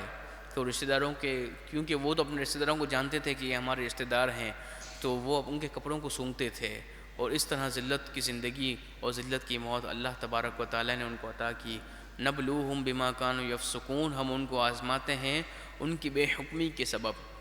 وَإِذْ قَالَتْ أُمَّةٌ مِّنْهُمْ لِمَ تَعِظُونَ قَوْمًا، اور جب ان میں سے ایک گروہ نے کہا کہ تم کیوں نصیحت کرتے ہو، یعنی ان کا کہنا یہ تھا کہ تم ان لوگوں کو کیوں نصیحت کر رہے ہو، یہ اگر مچھلی کا شکار کر رہے ہیں تو یہ تو اپنے آپ کو ہلاک اور برباد کر رہے ہیں۔ اللہ مہلکہم، اللہ ان کو ہلاک کرنے والا ہے، او معذبہم، یا اللہ تبارک و تعالیٰ ان کو عذاب دے گا، عذاباً شدیداً، شدید عذاب دے گا۔ قالوا، وہ کہنے لگے، معذرتاً الی ربکم، ہم اپنے رب کے حضور وہ معذرت کو کر رہے ہیں، الی ربکم، اپنے رب کے حضور، ولعلہم یتقون، کہ شاید وہ ڈر جائیں، یعنی ہم تو انہیں اس وجہ سے منع کر رہے ہیں کہ ہو سکتا ہے کہ وہ توبہ کر لیں اور رب العالمین کے حضور وہ ایمان لے آئیں اور نافرمانی سے باز آ جائیں۔ فلما نسوا ما ذکروا بہ، تو جب بھلا بیٹھے جو نصیحت انہیں ہوئی، یعنی جو نصیحت انہیں کی گئی وہ اس نصیحت کو بھلا بیٹھے، انجینا الذین ینہون عن السوء، تو ہم نے بچا لیا ان کو، ینہون عن السوء، جو منع کرتے تھے برائی سے، یعنی جب برائی ہو رہی ہو تو اس برائی سے منع کرنا یہ بھی ضروری ہے کہ امت مسلمہ کی یہ شان بیان کی گئی کہ وہ نیکی کا حکم دیتے ہیں اور برائی سے روکتے ہیں۔ تو جب نیکی کا حکم دیتے ہیں اور برائی سے روکتے ہیں تو اللہ تبارک و تعالیٰ ان کو عذاب سے محفوظ فرما دیتا ہے، یعنی برے جو لوگ ہوتے ہیں وہ تو برائی میں مبتلا ہیں، ان پہ تو عذاب آئے گا، لیکن ایسا نہ ہو کہ جو لوگ خاموش ہیں ان پر بھی اللہ کا عذاب آ جائے، تو ان کو چاہیے کہ وہ اس برائی سے روکیں۔ کہ ایک بستی جو تھی وہ اللہ رب العالمین کی بہت نافرمان تھی، ان کی نافرمانیاں جب اپنی عروج کو پہنچ گئی تو اللہ تبارک و تعالیٰ نے حضرت جبریل علیہ السلام کو حکم فرمایا کہ اس بستی کو اٹھا کر پلٹ دو اور ان کو ہلاک اور برباد کر دو۔ تو حضرت جبریل علیہ السلام نے عرض کی، اے میرے رب، اس بستی میں ایک ایسا تیرا نیک بندہ بھی ہے کہ جو ہر وقت تیری فرما برداری کرتا ہے اور ہر وقت تیری اطاعت کرتا ہے۔ تو اللہ تبارک و تعالیٰ نے فرمایا کہ یہ کیسا بندہ ہے کہ میرے بندوں کو برائی سے نہیں روکتا، خود تو نیکی کر رہا ہے لیکن دوسروں کو برائی سے نہیں روک رہا، تو اس کو بھی ہلاک اور برباد کر دو۔ تو اسے بھی ہلاک اور برباد کر دیا گیا۔ تو فرمایا کہ یہ جو ہم برائی سے روک رہے ہیں وہ اسی وجہ سے روک رہے ہیں کہ کہیں ہم پر اللہ کا عذاب نہ آ جائے۔ انجینا الذین ینہون عن السوء، ہم نے بچا لیا ان لوگوں کو جو برائی سے روکتے تھے، وَأَخَذْنَا الَّذِينَ ظَلَمُوا، اور ہم نے پکڑ لیا ان لوگوں کو جنہوں نے ظلم کیا، بِعَذَابٍ بَئِیس، سخت عذاب کے ساتھ، یعنی اللہ تبارک و تعالیٰ کا سخت عذاب ان پر آیا اور وہ سب کے سب بندر و خنزیر بنا دیے گئے اور سب کے سب ہلاک کر دیے گئے، بِمَا كَانُوا يَفْسُقُونَ، بسبب اس کے جو وہ نافرمانی کیا کرتے تھے۔ یعنی نبی پاک علیہ الصلاۃ والسلام کی امت میں تو پہلے تو اس طرح تھا کہ حضور علیہ الصلاۃ والسلام کی امت سے پہلے کہ لوگ جب گناہ کرتے تھے تو صبح رات کو گناہ کرتے تھے، صبح ان کے دروازے پر لکھ دیا جاتا تھا کہ فلاں شخص نے فلاں گناہ کیا ہے۔ لیکن حضور علیہ الصلاۃ والسلام کی یہ امت ہے، حضور علیہ الصلاۃ والسلام کی یہ برکت ہے کہ انسان آج گناہ کرتا ہے تو اس کے ماتھے پر نہیں لکھا جاتا، اس کے دروازے پر نہیں لکھا جاتا، پردہ پوشی کی جاتی ہے۔ تو یہ نبی پاک علیہ الصلاۃ والسلام کی امت پر کرم ہے۔ تو ہمیں چاہیے کہ جس محبوب کے صدقے میں اللہ تبارک و تعالیٰ نے ہم پر اتنا کرم فرمایا ہے تو ہم اس محبوب علیہ الصلاۃ والسلام کے حکم کی فرما برداری کریں اور گناہوں سے بچیں۔ فلما عتوا عما نہوا عنہ، پھر جب انہوں نے ممانعت کے حکم سے سرکشی کی، یعنی حکم کو نہ مانا، قلنا لہم کونوا قردۃ خاسئین، تو ہم نے ان سے کہا تم سب کے سب بندر بن جاؤ، یعنی یہ سب کے سب جو ہیں وہ بندر و خنزیر کر دیے گئے۔ وَإِذْ تَأَذَّنَ رَبُّكَ، اور جب تمہارے رب نے حکم سنایا، لَيَبْعَثَنَّ عَلَيْهِمْ إِلَى يَوْمِ الْقِيَامَةِ، تو ضرور قیامت کے دن پر ایسے لوگوں کو میں بھیجتا رہوں گا، مَن يَسُومُهُمْ سُوءَ الْعَذَابِ، جو انہیں بری مار سے بچائیں گے۔ یعنی قیامت کے دن پر رسول اور انبیاء و تشریف لاتے رہیں گے کہ جو لوگوں کو برائی سے بچائیں گے اور لوگوں کو نیکی کا حکم دیتے رہیں گے۔ ان ربک لسریع العقاب، بے شک آپ کا رب یہ جلد عذاب دینے والا ہے، یعنی رب العالمین تو جلد عذاب دینے والا ہے، وہ ان لوگوں کو ہلاک اور برباد کر دے گا۔ وَإِنَّهُ لَغَفُورٌ الرحیم، اب جیسے ہی یہاں پر عذاب کا ذکر ہوا، قرآن مجید فرقان حمید کا یہ اسلوب ہے کہ عذاب کا ذکر ہوا فوراً اس کے بعد رحمت کا ذکر ہو گیا۔ وَإِنَّهُ لَغَفُورٌ الرحیم، بے شک اللہ تبارک و تعالیٰ گناہوں کو بخشنے والا مہربان ہے۔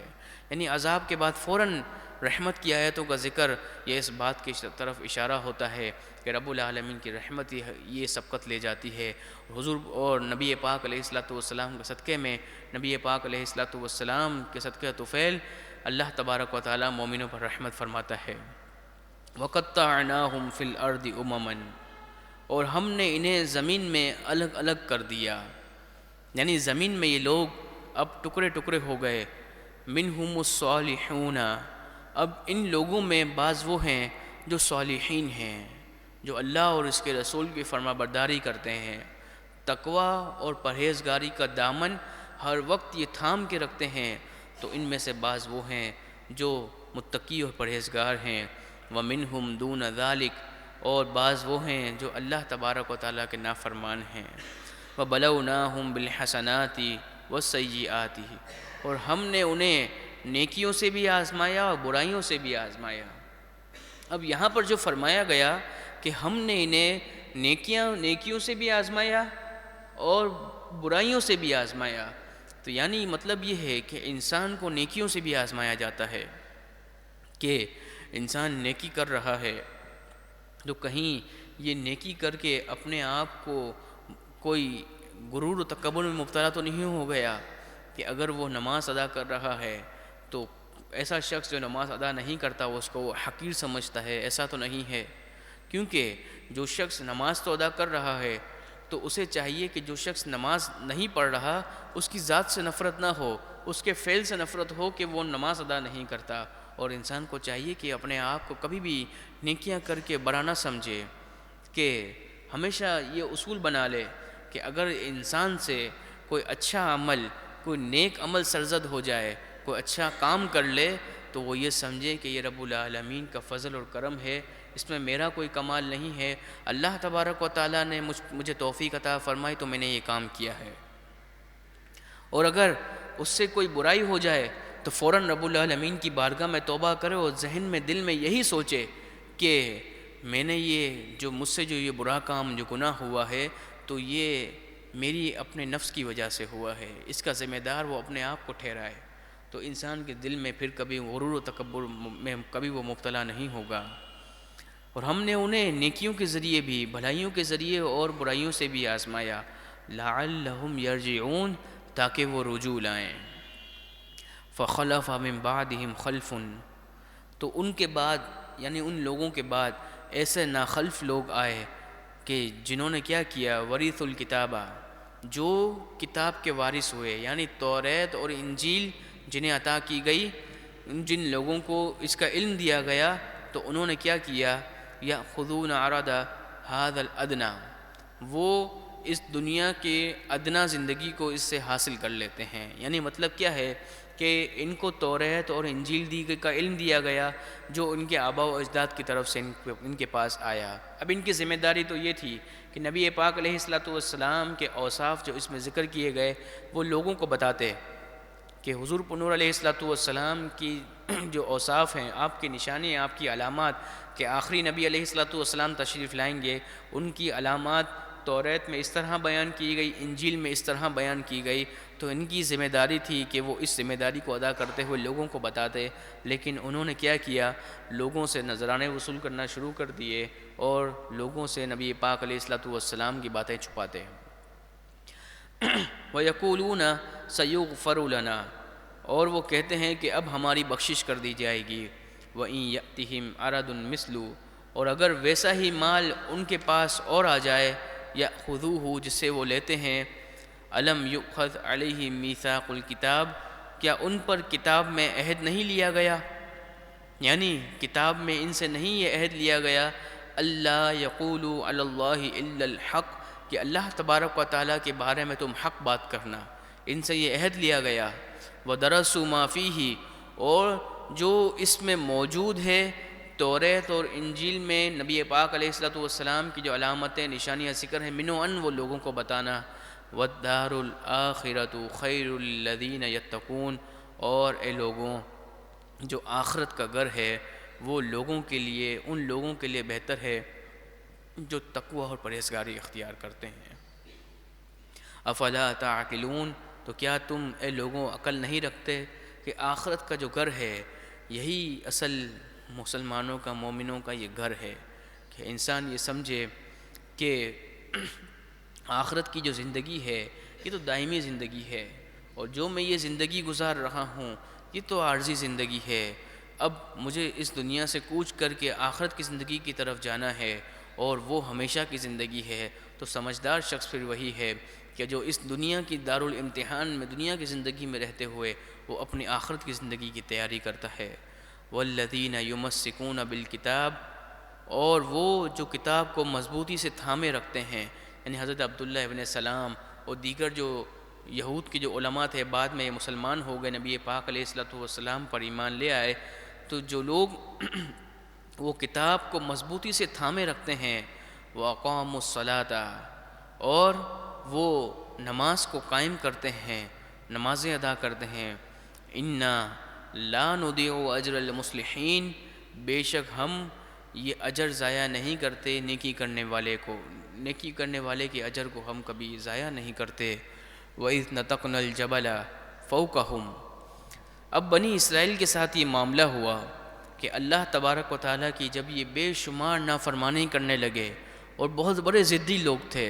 جب بہت زیادہ یہ نافرمانی کرنے لگے تو اللہ تبارک و تعالیٰ نے حضرت جبریل علیہ الصلوۃ والسلام کو یہ حکم دیا کہ ان کے اوپر پہاڑ کو رکھ دو، یعنی یہ لوگ نیچے تھے اور پہاڑ کو ان کے اوپر رکھ دیا گیا، اور ان سے کہا گیا کہ اب تم اللہ تبارک و تعالیٰ کی فرما برداری کرتے ہو یا نہیں کرتے؟ تو یہ سارے کے سارے فوراً سجدے میں گر گئے، سجدے میں گر گئے، وہ اس طرح کہ ان کا جو الٹا رخ تھا، الٹا گال تھا، وہ زمین پر تھا، اور وہ ایک آنکھ سے اوپر کی طرف، وہ آسمان کی طرف اس پہاڑ کو دیکھ رہے تھے کہ کہیں یہ ہم پر گر نہ جائے۔ تو اللہ تبارک و تعالیٰ نے اس بات کا ذکر فرمایا قرآن مجید فرقان حمید میں کہ جب ہم نے ان پر پہاڑ کو اٹھا لیا، فوقہم، ان کے اوپر، کأنہ ذلۃ، گویا کہ وہ ایک سائبان ہے، ایک پہاڑ ایسے ہو گئے جیسا کہ ان پر ایک سایہ کر رہی ہے کوئی چیز، اس طرح ان کے اوپر اٹھایا۔ وَظَنُّوا أَنَّهُ وَاقِعٌ بِهِمْ، اور قوم یہ سوچنے لگی کہ اب یہ پہاڑ ہم پر گرا چاہتا ہے، اب یہ پہاڑ ہم پہ گرنے والا ہے۔ خُذُوا مَا آتَيْنَاكُمْ بِقُوَّةٍ، تو اے لوگوں، جو ہم نے تمہیں احکامات عطا کیے اس کو مضبوطی سے تھامے رکھو۔ وَاذْكُرُوا مَا فِيهِ، اور اس کو ہمیشہ یاد رکھو جو اس میں ذکر کیا گیا، کیوں؟ لَعَلَّكُمْ تَتَّقُونَ، تاکہ تم متقی اور پرہیزگار بن جاؤ۔ یعنی اس قرآن مجید فرقان حمید پر تم اگر عمل کرو گے تو تم متقی اور پرہیزگار بن جاؤ گے اور تم فلاح پا جاؤ گے۔ درود پاک پڑھیں، اللہم صلی علی سیدنا و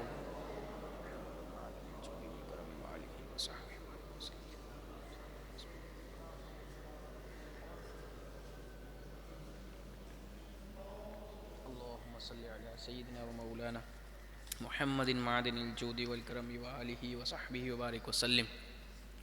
صلاۃ و سلام علیک یا سیدی یا رسول اللہ، اللہم صلی علی سیدنا و مولانا محمد بن عبد اللہ ما ضاق امر الا وفرجہ اللہ۔ صلاۃ و سلام علیک یا سیدی یا مکی یا مدنی یا رسول اللہ صلی اللہ علیہ وآلہ وسلم۔ وَإِذْ أَخَذَ رَبُّكَ مِن بَنِي آدَمَ مِن ظُهُورِهِمْ، اور اے محبوب یاد کرو جب تمہارے رب نے اولاد آدم کی پشت سے ان کی نسل کو نکالا۔ من بنی آدم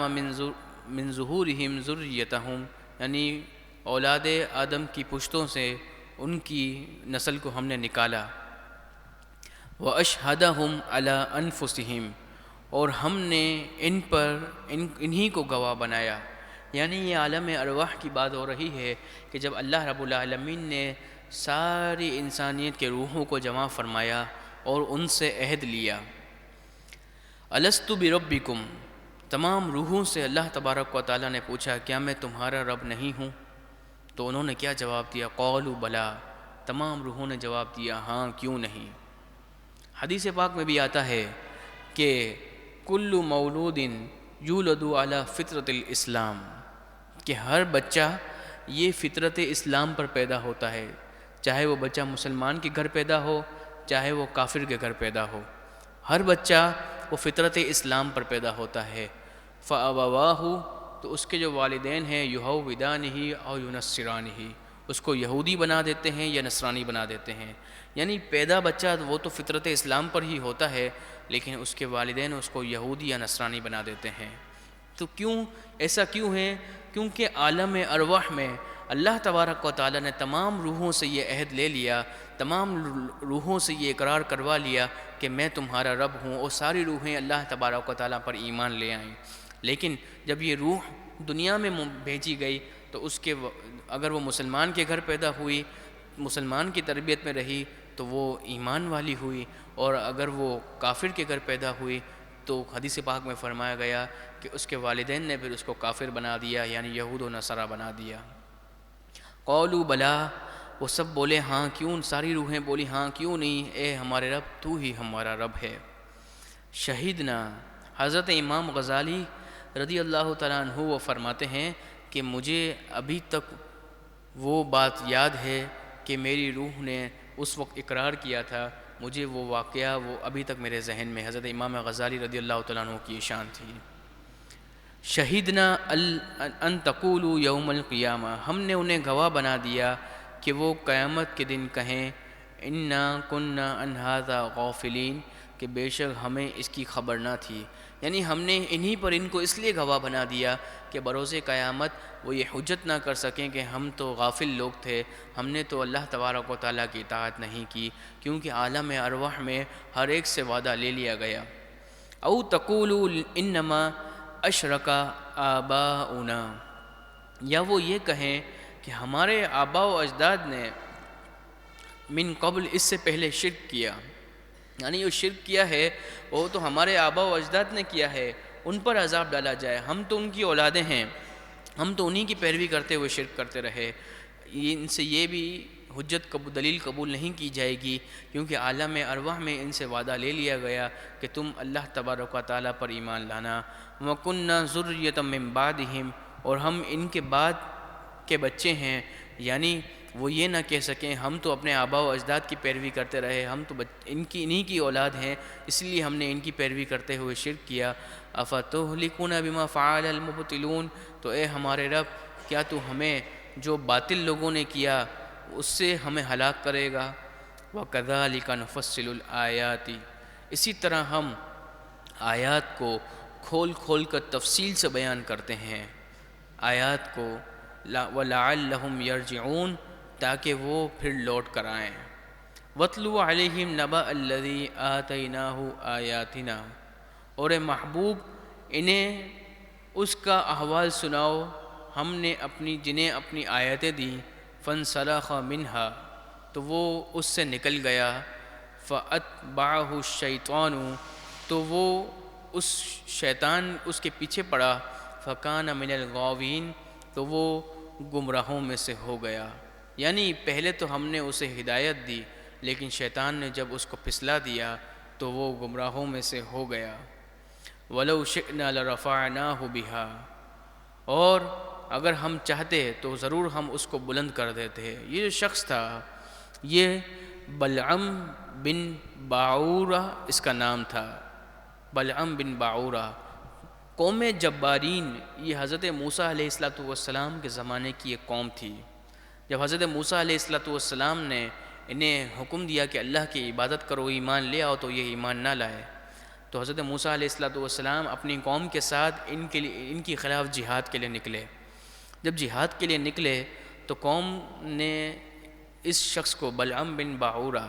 یہ پہلے نیک شخص تھا، تو اسے کہا قوم نے کہ تم ایسے شخص ہو کہ اللہ تبارک و تعالیٰ تمہاری کوئی بھی دعا رد نہیں فرماتا، اتنی شان اللہ تبارک و تعالیٰ نے تمہیں عطا کی ہے، تم ایک کام کرو، تم حضرت موسیٰ علیہ السلام کے خلاف اللہ تبارک و تعالیٰ کی بارگاہ میں دعا کرو۔ تو اس شخص نے کہا کہ یہ تو اللہ کے نبی ہیں، میں تو ان کے خلاف دعا نہیں کر سکتا۔ تو قوم نے بے حد اصرار کیا، تو اس شخص نے کہا کہ میں اللہ تبارک و تعالیٰ کی اس سے پہلے اجازت لوں گا، کیونکہ وہ جو شخص تھا اس کی دعا کوئی رد نہیں ہوتی تھی، کیونکہ دعا کرنے سے پہلے رب العالمین سے وہ پوچھتا تھا، اجازت لیتا تھا کہ میں یہ دعا کروں، اسے اجازت ملتی تھی پھر وہ دعا کرتا تھا۔ تو اس نے کہا کہ میں اللہ تبارک و تعالیٰ سے پوچھوں گا، اجازت لوں گا۔ تو اس نے اجازت لی تو اسے منع کر دیا گیا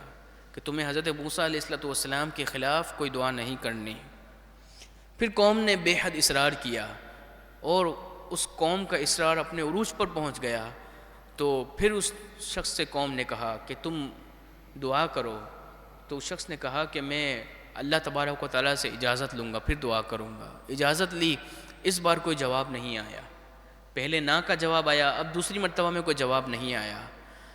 تو اب قوم پیچھے لگ گئی، وہ کہنے لگی کہ اللہ تبارک و تعالیٰ کا کوئی جواب نہیں آیا، اس کا مطلب یہ ہے کہ رب تعالیٰ چاہتا ہے کہ تم حضرت موسیٰ علیہ السلام کے خلاف دعا کرو، نعوذ باللہ من ذالک۔ پھر قوم نے اس کو ہدیے دینا شروع کر دیے، نذرانے دینا شروع کر دیے، اور وہ دنیا کی لالچ میں آ کے حضرت موسیٰ علیہ السلام کے خلاف دعا کرنے کو تیار ہو گیا۔ جب پہاڑ پر چڑھا دعا کرنے کے لیے تو اللہ تبارک و تعالیٰ نے اس کی زبان کو پھیر دیا، یعنی جب وہ بدعا کرتا تو وہ اپنی قوم کے خلاف ہی اس کے منہ سے الفاظ نکلتے، اور جب وہ دعا کرتا تو حضرت موسیٰ علیہ السلام کے لیے دعا کے کلمات نکلتے۔ تو حضرت موسیٰ علیہ السلام کے خلاف دعا کرنے کے لیے جو یہ تیار ہوا تو اللہ تبارک و تعالیٰ نے اس کی ولایت اسے چھین لی، اور جس طرح کتا ہوتا ہے اسی طرح قرآن مجید فرقان حمید میں اس کی مثال دی گئی کہ وہ زبان لٹکائے ہوئے ابھی پھرتا ہے، اس کی شکل بدصورت کر دی گئی، کتے کی طرح اب وہ زبان کو ہلائے پھرتا ہے۔ تو اسی کا ذکر قرآن مجید فرقان حمید میں ہوا، وَلَوْ شِئْنَا، اگر ہم چاہتے، لَرَفَعْنَاهُ بِهَا، تو ہم اس کو اٹھا لیتے، وَلَكِنَّهُ أَخْلَدَ إِلَى الْأَرْضِ، مگر وہ تو زمین میں پکڑ گیا، یعنی وہ تو یہ سمجھا کہ مجھے تو اس زمین میں ہمیشہ رہنا ہے، مرنا نہیں ہے، وَاتَّبَعَ هَوَاهُ، اور اس نے اپنی نفس کی پیروی کی، یعنی مال و دولت جو اسے مل رہا تھا اس کے بدلے میں وہ حضرت موسیٰ علیہ السلام کے خلاف دعا کرنے کو تیار ہو گیا۔ اب اس کی کیا حالت ہوئی؟ تو قرآن مجید فرقان حمید نے فرمایا، تھا تو بڑا نیک، پہلے تھا تو بڑا نیک، اللہ تبارک و تعالیٰ اس کی کوئی دعا رد نہیں کرتا تھا، لیکن جب حضرت موسیٰ علیہ السلام کی شان میں بے ادبی و گستاخی کی تو قرآن مجید فرقان حمید نے کیا فرمایا، فَمَثَلُهُ كَمَثَلِ الْكَلْبِ، اس کی مثال کتے کی مثال کی طرح ہے۔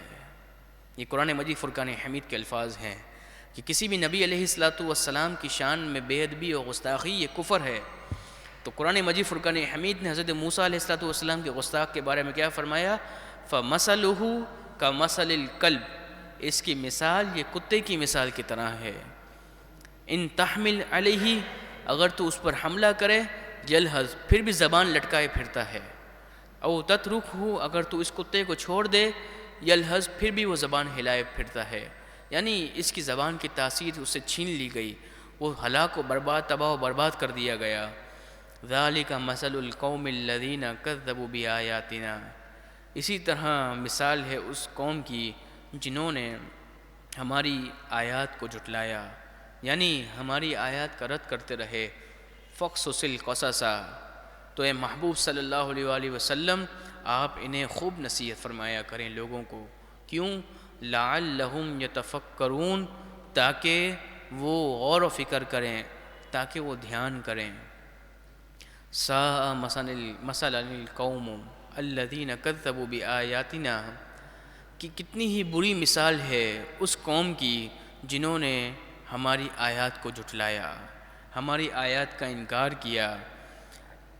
وَأَنفُسَهُمْ كَانُوا يَظْلِمُونَ، اور وہ اپنے آپ پر بہت ظلم کیا کرتے تھے، یعنی اگر وہ ایمان نہیں لاتے تھے تو یہ تو اپنے آپ پر ہی ظلم کر رہے تھے، رب العالمین کو تو ان کی کوئی پرواہ نہیں، اگر وہ ایمان لاتے ہیں تو اس کا فائدہ ان کی اپنی جان کے لیے ہے۔ مَن يَهْدِ اللَّهُ فَهُوَ الْمُهْتَدِي، جسے اللہ ہدایت دینا چاہے وہی ہدایت یافتہ ہے، جسے اللہ ہدایت دے۔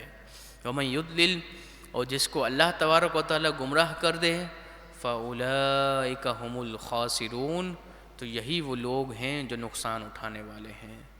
یعنی جسے اللہ تبارک و تعالیٰ ہدایت عطا کر دے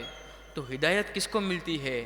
ہدایت اس کو ملتی ہے جس کے دل میں قرآن مجید فرقان حمید کا نور ہوتا ہے، جس کے دل میں عشق مصطفیٰ صلی اللہ علیہ وسلم ہوتا ہے، اسی کو قرآن مجید فرقان حمید کا نور نصیب ہوتا ہے، اور یہی وہ لوگ ہوتے ہیں جو ہدایت یافتہ ہوتے ہیں۔ وَلَقَدْ ذَرَأْنَا لِجَهَنَّمَ كَثِيرًا مِنَ الْجِنِّ وَالْإِنسِ، اور بے شک ہم نے جہنم کے لیے بہت سے جنوں اور انسانوں کو بنایا، یعنی جہنم میں جن اور انسان یہ ڈالے جائیں گے، جہنم کو بھر دیا جائے گا۔ اگر جہنم کو جب پورا بھر دیا جائے گا پھر بھی جہنم کا پیٹ نہیں بھرے گا، بروز قیامت وہ کہے گی حل من مزید، حل من مزید، کہ کچھ اور لوگ ہیں جو جہنم میں ڈال دیے جائیں، مجھے پورا کر دیا جائے، کچھ اور لوگ ہیں، تو حل من مزید، جہنم کہے اتنی بڑی ہے کہ کئی لوگوں کو ڈالنے کے بعد بھی وہ کہے گی حل من مزید، اے میرے رب اور بھی جو لوگ ہیں جو تیری نافرمانی کرتے تھے میں ان کو جلا دوں۔ لہم قلوب لا یفقہون بہا، یہ کافروں کی کیا حالت ہے؟ کافروں کی حالت یہ ہے، بظاہر تو ان کے دل ہیں لیکن حالت کیا ہے؟ لا یفقہون بہا، وہ اس سے کچھ سمجھتے نہیں ہیں، یعنی ان کے دل سخت ہو گئے ہیں کافروں کے۔ اسی طرح مسلمان جب گناہ کرتا ہے تو حدیث پاک میں آتا ہے اس کے دل میں گناہ کرنے کے بعد ایک کالا نقطہ لگا دیا جاتا ہے، پھر وہ گناہ کرتا جاتا ہے، نقطوں کی تعداد بڑھتی جاتی ہے، اور ایک وقت ایسا آتا ہے کہ دلوں کو بالکل زنگ لگ جاتا ہے، دل بالکل سخت اور سیاہ ہو جاتے ہیں، پھر وہ دل نصیحت قبول بہت تاخیر سے کرتے ہیں۔ تو اللہ تبارک و تعالی ہم سب کو شقاوت قلبی سے محفوظ فرمائے۔ تو دلوں کو جب زنگ لگ جاتا ہے تو اس کو دھونے کا طریقہ کیا ہے؟ اس کو دھونے کا طریقہ حدیث پاک میں فرمایا گیا کہ اے لوگوں، اگر مفہوم حدیث پاک کا یہ ہے، اے لوگوں اگر تم اپنے دلوں کو پاک و صاف کرنا چاہتے ہو، دلوں کو دھونا چاہتے ہو، آؤ قرآن مجید فرقان حمید کے قریب آ جاؤ، کہ قرآن مجید فرقان حمید سے تم قریب آ جاؤ گے، صرف قرآن کی تلاوت بھی کرتے رہو گے نا تو اللہ تبارک و تعالیٰ تمہارے دلوں کو پاک و صاف فرما دے گا۔ یہ قرآن مجید فرقان حمید کسی بندے کا کلام تو نہیں ہے، یہ قرآن تو رب العالمین کا کلام ہے، براہ راست نبی پاک علیہ السلام پر اس کا نزول ہوا، تو یہ تو برکت والی کتاب ہے۔ اے لوگوں، یہ قرآن تمہیں آخرت میں تو کامیاب کر دے گا، قبر میں بھی کامیاب کر دے گا، بلکہ تمہیں دنیا میں بھی اللہ تبارک و تعالیٰ قرآن مجید فرقان حمید کی برکت سے سرخرو فرما دے گا۔ کہ اگر کوئی شخص، مفسرین فرماتے ہیں کہ کوئی شخص اگر رزق کی تنگی میں مبتلا ہے، رزق تنگ ہے، تو تو کثرت سے قرآن مجید فرقان حمید کی تلاوت کرے، اللہ تبارک و تعالیٰ اس کے رزق میں اضافہ فرما دیتا ہے۔ یہ قرآن مجید فرقان حمید کا فیض ہے نا۔ سمجھ نہیں رہا کہ قرآن مجید فرقان حمید میں کیا لکھا ہے، لیکن یہ قرآن مجید فرقان حمید کی برکت ہے کہ صرف تلاوت کرنے سے ہی آپ دنیا کی کوئی دوسری کتاب کو اٹھا لیں، تو دوسری کتاب کو اٹھا لیں، آپ پڑھنے کے بعد دوسری مرتبہ پڑھیں گے تو آپ کا دل تھوڑا اکتائے گا، پھر تیسری مرتبہ آپ سے نہیں پڑھا جائے گا۔ لیکن یہ قرآن مجید فرقان حمید کا معجزہ ہے، نبی پاک علیہ السلام کا معجزہ ہے کہ آپ ایک مرتبہ قرآن پاک کو ختم کریں، پھر آپ کا دل چاہے گا میں دوسری مرتبہ پڑھوں، جب دوسری مرتبہ پڑھیں گے تو آپ کو کچھ اور لذت محسوس ہوگی، پھر تیسری مرتبہ پڑھیں گے تو کچھ اور ہی لذت محسوس ہوگی۔ تو یہ رب العالمین کا کلام ہے، یہ کسی بندے کا کلام تو نہیں ہے۔ تو رب العالمین کے کلام سے جو قریب آ جاتا ہے تو رب العالمین کا کلام اس کو دنیا میں بھی کامیابی دے دیتا ہے، اس کی قبر میں بھی اس کو کام آتا ہے کہ جب قبر میں مردے کو رکھا جاتا ہے تو مردہ پریشان ہوتا ہے کہ میں کس جگہ پر آ گیا، یہ نئی جگہ کیسی ہے؟ تو قرآن مجید فرقان حمید نور کی صورت میں اس کے پاس آتا ہے، ایک خوبصورت انسان کی صورت میں اس کے پاس آتا ہے اور کہتا ہے کہ تو دنیا میں مجھے پڑھا کرتا تھا، میرے لیے وقت نکالا کرتا تھا، اللہ تبارک و تعالیٰ نے مجھے اب تیرے لیے مقرر کیا ہے کہ میں اب بروز قیامت تک قبر میں تیرے ساتھ رہوں گا۔ اور بروز قیامت جب اس کے گناہ وہ بھاری ہو جائیں گے، نیکیاں ہلکی ہو جائیں گی، حکم ہو جائے گا کہ ایک شخص کو جہنم کی طرف لے جاؤ، تو قرآن مجید فرقان حمید رب العالمین کی بارگاہ میں حاضر ہو جائے گا، اے اللہ یہ شخص دنیا میں مجھے پڑھا کرتا تھا، میرے لیے وقت نکالا کرتا تھا، اے اللہ تو میری برکت سے اس کی بخشش اور مغفرت فرما دے۔ تو اللہ تبارک و تعالیٰ قرآن پاک کی شفاعت کی برکت سے اس شخص کی بخشش اور مغفرت فرما دے گا۔ تو اے لوگوں، حدیث پاک کا مفہوم ہے قرآن کی طرف آ جاؤ کہ یہ قرآن تمہارے سخت دلوں کو بھی دھو دے گا اور تمہارے دلوں کو نرم کر دے گا۔ لہم قلوب لا یفقہون بہا، تو یہ کافر کے جو دل ہیں وہ ایسے دل ہیں جس سے وہ سمجھتے نہیں ہیں۔ وَلَهُمْ عَيُنٌ، ان کی ایسی آنکھیں ہیں لا یبصرون بہا، وہ اس سے دیکھتے نہیں ہیں۔ وَلَهُمْ آذَانٌ لا يسمعون بہا، اور ان کے لیے ایسے کان ہیں جس سے وہ سنتے نہیں ہیں۔ اولئک کالانعام، ان کی مثال تو جانوروں جیسی ہے کافروں کی، کہ سب کچھ ہوتے ہوئے بھی کچھ فائدہ نہیں ہے۔ بل ہم اضل، بلکہ جانوروں سے بھی زیادہ گمراہ ہیں یہ لوگ، کہ جانور ابھی کچھ اپنی آنکھ سے دیکھتے ہوئے کچھ فائدہ اٹھا لیتا ہے، کان سے سن کے کچھ فائدہ اٹھا لیتا ہے، لیکن کافروں کی مثال تو جانوروں سے بھی وہ بدتر ہے۔ اولئک هم الغافلون، یہی وہ لوگ ہیں جو غافل لوگ ہیں۔ وَلِلَّهِ الْأَسْمَاءُ الْحُسْنَى، حضرت سیدنا نبی پاک علیہ السلام کی بارگاہ میں ابو جہل یہ بکواس کرنے لگا کہ نبی پاک علیہ السلام تو کبھی اللہ کہہ کر رب کو پکارتے ہیں، کبھی رحمان کہہ کر پکارتے ہیں، تو کیا اللہ کی ذات دو ہیں؟ نعوذ باللہ من ذالک، ہمیں تو ایک رب کی عبادت کا حکم دیتے ہیں۔ تو فرمایا گیا وَلِلَّهِ الْأَسْمَاءُ الْحُسْنَى، اللہ ہی کے لیے تمام اچھے نام، چاہے تم اللہ کہہ کر پکارو، چاہے تم رحمان کہہ کر پکارو، چاہے تم رحیم کہہ کر پکارو، سارے کے سارے اچھے نام یہ اللہ رب العالمین ہی کے لیے ہے۔ کہ اور محدثین فرماتے ہیں کہ اللہ تبارک و تعالیٰ کے 99 نام اگر کوئی شخص یاد کر لے تو اللہ تبارک و تعالیٰ اس کی برکت سے اسے جنت میں داخلہ عطا فرماتا ہے۔ تو اللہ ہی کے لیے سارے اچھے نام ہیں، لیکن جو اللہ رب العالمین کے اسما ہیں، جیسے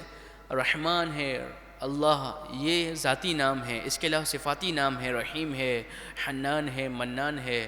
تو یہ سارے جو نام ہیں یہ سب کے سب شریعت مطہرہ پر موقوف ہیں۔ مطلب کیا ہے شریعت مطہرہ پر موقوف ہیں؟ یعنی انسان اپنی طرف سے اللہ رب العالمین کا کوئی نام نہیں رکھ سکتا،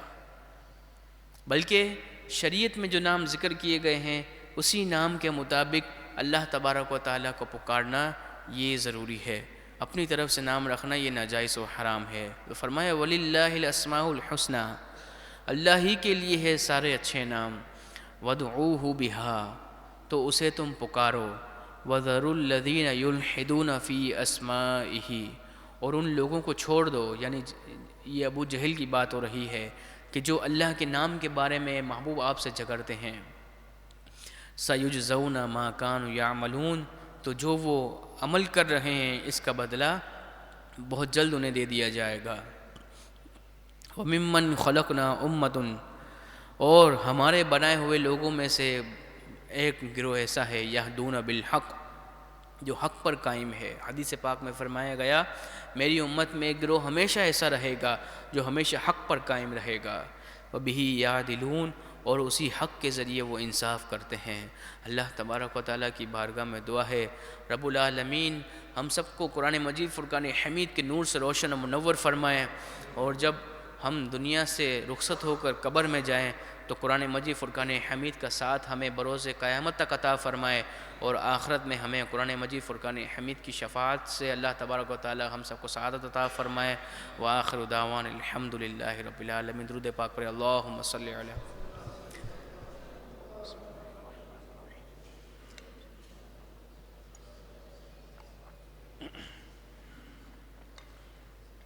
اللہم صلی علی سیدنا